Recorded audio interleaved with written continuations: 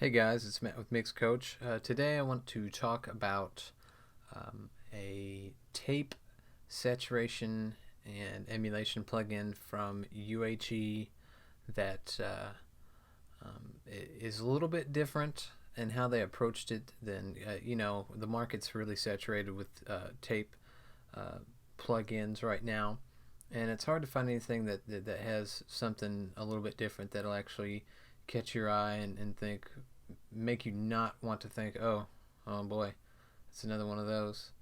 And I think with Satin, they've hit a home run here, and it's not yet in AAX platform, so I will be running it here in Blue Cat's Patchwork, which is amazing and a lifesaver sometimes on certain plugins that are still kind of just kind of at idle here. Now, in this instance, I have it on a B3 that was a MIDI B3, and the sample's not too bad, but it just wasn't dirty enough. It didn't have that B3 realness to it, and I turned to this to see if I could get a little bit of dirt and squeeze some warmth out of it that might make it sound a little more real. So I'm gonna go ahead and bypass the effect, and let's just take a listen to the B3 here.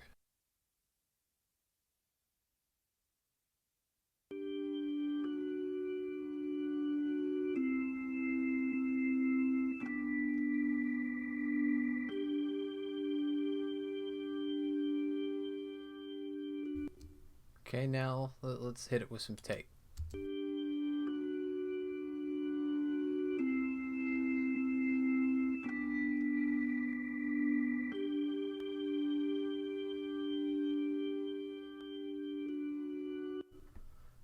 You can just hear a little bit of that grit and bite that it added, and all I did was just drive the input, and I used the vintage tape formula that they modeled here. I think, if I remember right in the guides, I know it's a Studer they modeled. I can't remember if it's an 800 or an 827, um, but it was a Studer for sure.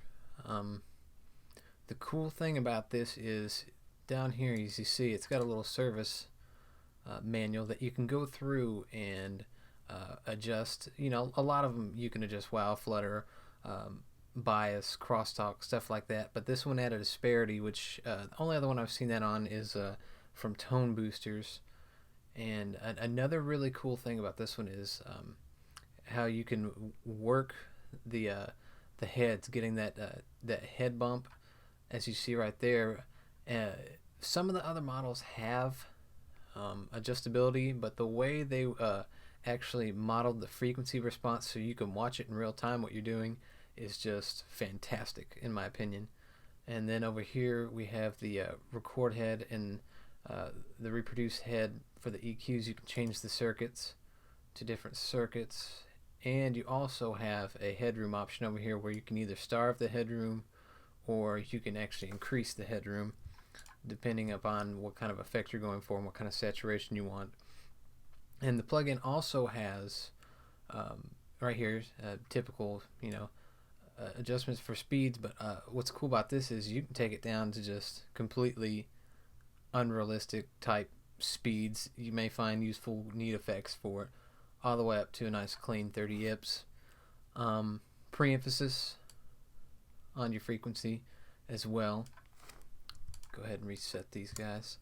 Um, Again, really nice metering. I love the metering and its response.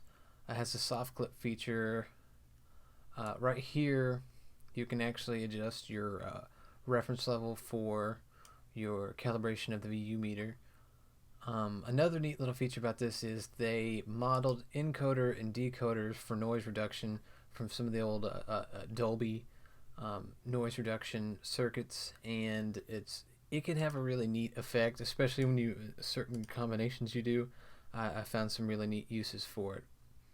Um, Again, you like a lot of the other ones out there, you can group them, which is always nice. Let's see here. You can use this as a tape delay and a tape flange. and it really has a lot of nice features that we may cover in another video, because they did a really good job at making sure you had a lot of uh, features to just totally get super creative with. But what I really like is, not only is it great for actual good subtle tape compression and that glue, like on your mix bus, or if you're just trying to get really gritty, you can. They really went the extra mile to include in the same plugin really good delay and flange capabilities, like you could do with old tape machines.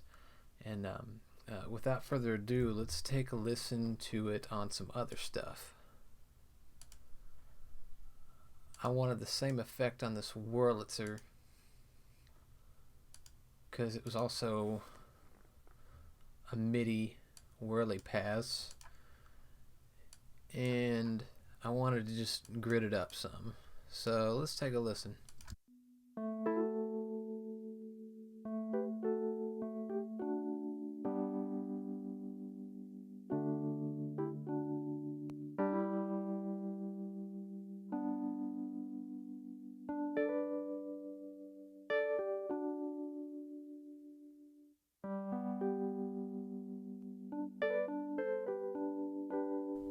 I'm going to mess with the heads.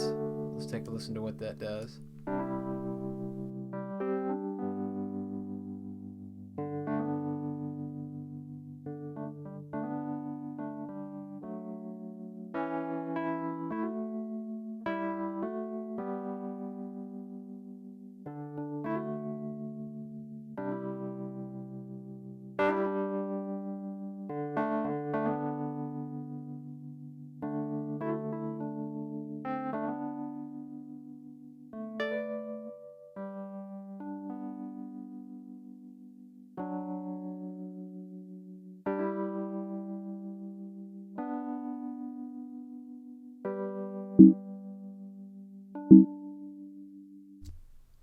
As you can see, you can just get crazy with this plugin, and at the same time, we'll show you here like an overall setting of the whole track.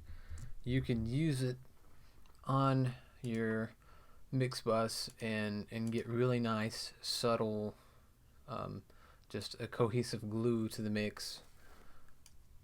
And we'll go ahead and bypass it. Sang. Could I hear it once before you move along? Sing me back home with a song I used to hear, and make my old memories come alive.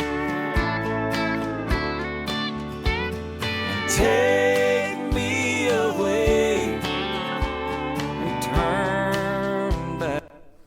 As you can hear, it's just real subtle. You kind of feel the kick, get that low frequency bump, and we're running it at 15 nips. So usually you get that nice little head bump from 15 nips. You can hear it. It's real subtle. You get a little bit of that top end compression, and it just kind of glues everything together. Excuse me, together. And I like it because that's what tape's about. It's not some complete magic pill that makes this perfect mix, but it has such a subtle harmonic enrichment to it. The subtle tape compression, that slight head bump, it just makes for a very pleasing result, and they capture it very well in this plugin. And it's 3 plugins in one. You have a great tape plugin just to fatten stuff up. It's excellent tape delay, excellent flange. Hopefully maybe in another video we can cover just those modules and using them in a creative way, and maybe trashing some stuff up, because this plugin has a lot of really good deep creative functions, and I highly recommend checking it out. And for the song, guys, this is Sing Me Back Home, an old Merle Haggard song that Wade Spencer recut, and it's actually the current song of the month on Mixcoach. So if you guys want to head over to mixcoach.com and check it out, get in on the session download, come join this month. It's a good track. Hone in some of those old classic country skills if that's what you're interested in. And definitely come check it out, guys. Until then, happy mixing.